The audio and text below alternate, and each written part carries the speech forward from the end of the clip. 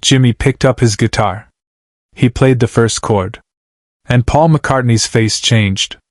The Saville Theatre. London. June 4, 1967. A Sunday evening. The venue wasn't large, intimate really, by rock standards. Maybe 300 people scattered across worn velvet seats. Stage lights low. That particular quality of air that exists only in old theaters. Dust suspended in amber, decades of music absorbed into wood and fabric. Jimi Hendrix was scheduled to perform. Not a major concert. Not a tour stop. Just Jimi and his band, playing a small theater on a quiet Sunday. But everyone in that room knew something had happened 3 days ago. 3 days ago, the Beatles had released Sgt. Pepper's Lonely Hearts Club Band. The album that would redefine what music could be. The album every musician in London was still processing, still trying to understand. And sitting in row 7, slightly to the left, was Paul McCartney. He'd come quietly. No announcement. No press. Just Paul, wanting to see Jimi play. They knew each other, not well, but enough. Mutual respect between artists who understood the weight of what they carried. The lights dimmed. Jimi walked onto the stage. No grand entrance. No showmanship. Just a man with a guitar, moving through the darkness to the microphone. He adjusted the tuning. Slow. Methodical. The audience waited in that particular silence that occurs when people sense something is about to shift. Jimi looked out at the audience. His eyes found Paul in row 7. A small nod? Nothing dramatic.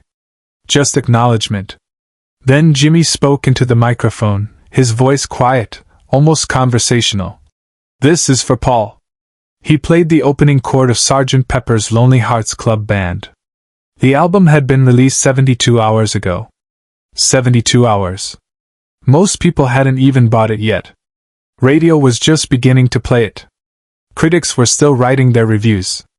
And Jimi Hendrix had already learned it. Had already understood it. Had already taken it apart and rebuilt it in his own image. Jimi Hendrix played the first chord and Paul McCartney heard his own song completely rebuilt, 3 days after he'd released it to the world.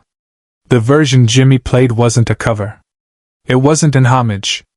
It was a conversation. A dialogue between what Paul had created and what Jimi heard inside it. Where the Beatles' version had been bright, theatrical, a fanfare announcing something unprecedented, Jimi's version was darker. Heavier. The same notes, the same structure, but filtered through something rawer, more urgent. His fingers moved across the fretboard with that particular economy Jimi possessed. No wasted motion, no excess, just the notes that needed to exist. The guitar didn't scream. It spoke. Paul sat very still in row 7, both hands gripping the armrests of his seat. His mouth slightly open. Watching. Everyone else in the theater was watching Jimi. But Jimi was watching Paul. The performance lasted maybe 4 minutes. Not long. But time moves differently when something fundamental shifts. Those 4 minutes felt suspended, stretched, like the moment before thunder breaks. When the final note faded, there was silence. Not the absence of sound, but the presence of something too large to respond to immediately. Then the applause came. Not wild. Not ecstatic. Reverent. The sound of 300 people who understood they'd witnessed something that would be talked about for decades. Jimi set his guitar down gently against the amplifier. No bow. No acknowledgement of the applause. He just nodded once, toward row 7, and walked off stage. Hendrix didn't raise his voice. He never needed to.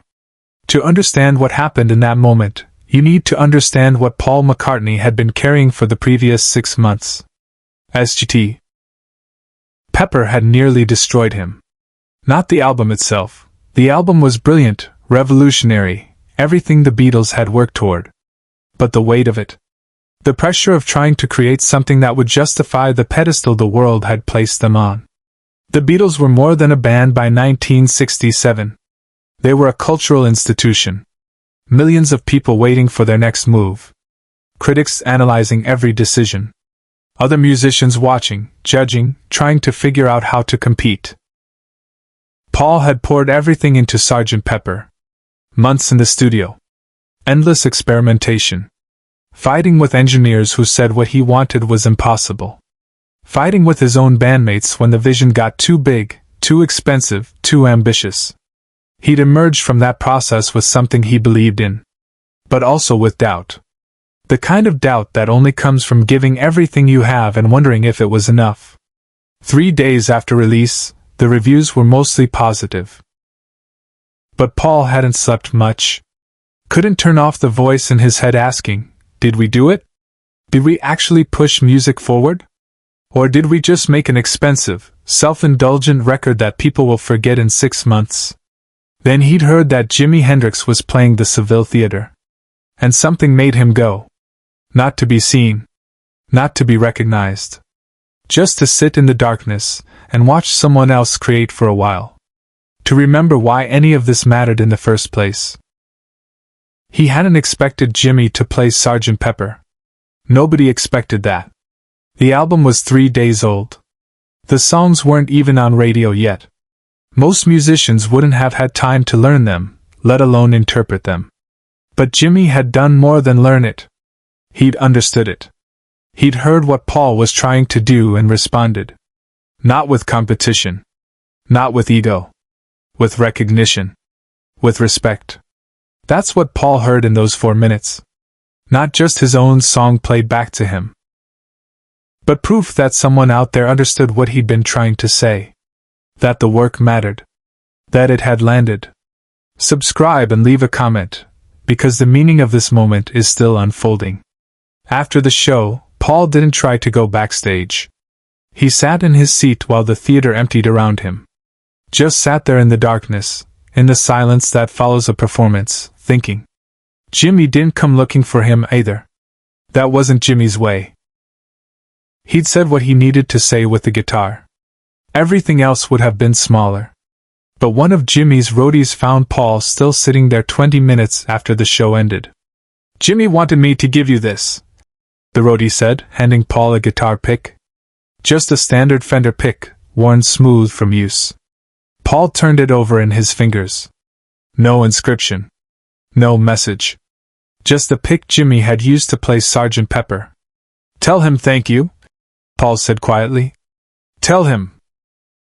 Tell him he understood it. The roadie nodded and disappeared back toward the dressing rooms. Paul kept that pick. For years. Long after the Beatles broke up. Long after Jimi died in 1970. Long after both of them had become legends, myths, names that meant more than the actual people they'd been. Years later, in interviews, Paul would talk about that night. Not often. Not in detail. But when someone asked him about Jimi Hendrix, Paul's voice would always get quieter. More careful. Jimi was the only one who understood Sgt. Pepper immediately, Paul would say. Not the critics. Not even most musicians. But Jimi heard it and knew exactly what it was supposed to be. 3 days. He learned it in 3 days and played it better than we did. In that quiet moment, Hendrix did something no one expected.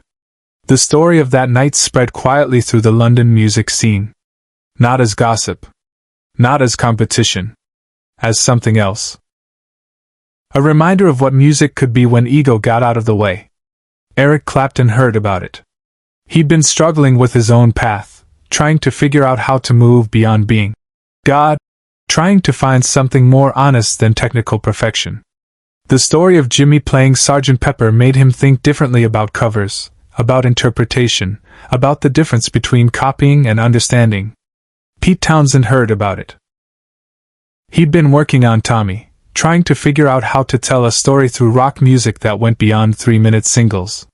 The idea that Jimi had heard the Beatles' most ambitious work and immediately understood its architecture, that gave Pete permission to push further, to trust that if he built something meaningful, the right people would hear it.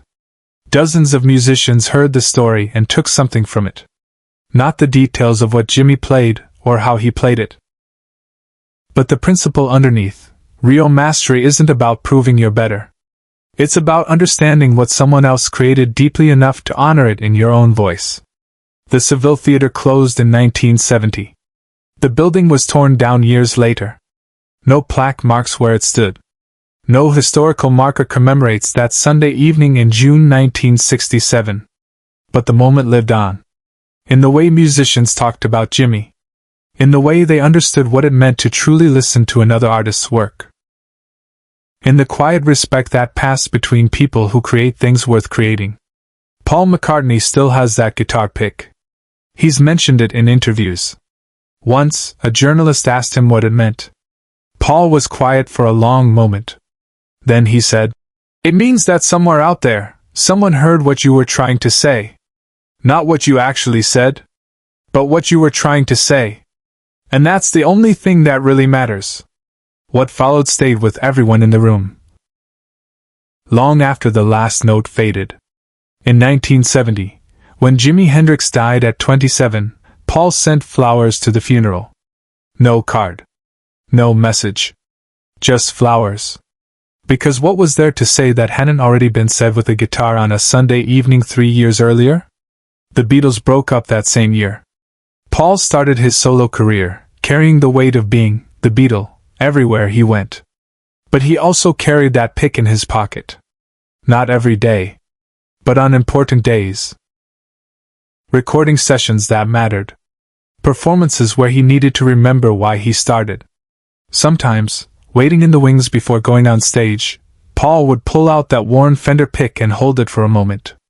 Remember that night in the Saville Theatre. Remember Jimi's face in the stage lights, eyes half closed, fingers moving across the fretboard with absolute certainty. Remember what it felt like to have someone understand your work so completely that they could transform it 3 days after you released it. That's not competition. That's not ego. That's mastery meeting mastery and acknowledging each other without words. In the years since, countless musicians have covered Sgt. Pepper's Lonely Hearts Club Band. Some versions are technically perfect. Some are wildly creative. Some are faithful reproductions. But none of them carried the weight of Jimi's version. Because Jimi's version wasn't about the song. It was about the conversation. About one artist telling another, "I hear you. I understand what you risked. And I honor it." Share and subscribe. Some stories deserve to be remembered. Today, when young musicians ask Paul McCartney for advice, he sometimes tells them about that night. Not as a story about himself. Not as a story about the Beatles. As a story about listening. Learn from everyone, Paul says. But more importantly, listen to what they're actually saying. Not just the notes. Not just the words. But what they're trying to create underneath all of that. Because that's where the real conversation happens. The guitar pick sits in a small wooden box in Paul's home studio. Next to it is a photograph, Jimi on stage, guitar in hand, lost in the music. Paul doesn't remember who took the photo. Doesn't remember how he got it. But it's there, alongside the pick, a reminder of the night someone understood. Mastery isn't about being the best. It's about understanding so deeply that you can honor what came before while building something new. It's about the space between notes. The silence after the song ends. The moment when someone in row 7 grips their armrests and realizes their work has been truly heard. That's what happened on June 4, 1967, in a small theater that no longer exists. Jimi Hendrix played someone else's song 3 days after it was released. And changed forever what it means to truly listen.